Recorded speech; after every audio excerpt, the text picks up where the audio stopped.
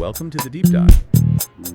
So today we've got a pretty unusual stack of source material. We're pulling from the mindset of NBA legend Kobe Bryant, the tactics of mentalists like Darren Brown, and then all the way over to academic research on nonverbal communication. It's a fascinating synthesis, isn't it? We have quotes on the Mamba mentality, but also research on things like, proxemics and kinesics. And psychological studies on control versus real rapport. Right, and frameworks for what makes the relationship last. It's quite a mix. What's the common thread here?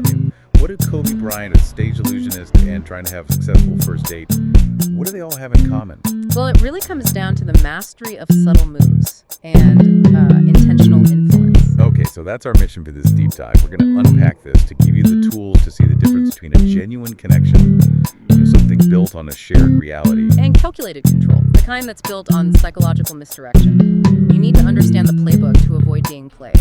Whether that's on a basketball court or, in life. Exactly. We're looking at how that disciplined, intentional mastery, the kind that makes an elite athlete, can be used ethically. And then we're going to contrast that really sharply with manipulation, with psychological tricks.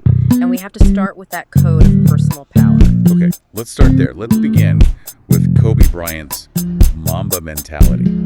What's so critical to understand, and our sources really emphasize this, is that he created this. The Black Mamba was an alter ego he built around 2003, 2004. Right, when he was at a low point. A really difficult time in his career and personal life. So this wasn't just natural talent, it was an engineered mindset. It was an archetype, a system he designed for victory. And those principles, they translate to mastery in basically any field. You can see the core pillars immediately. First, there's obsession. Which means what, exactly? It's breaking down the big picture into repeatable, measurable, micro-level steps. And second, there's relentlessness. Never settling for good enough. Never. Always pushing past what you think your limits are.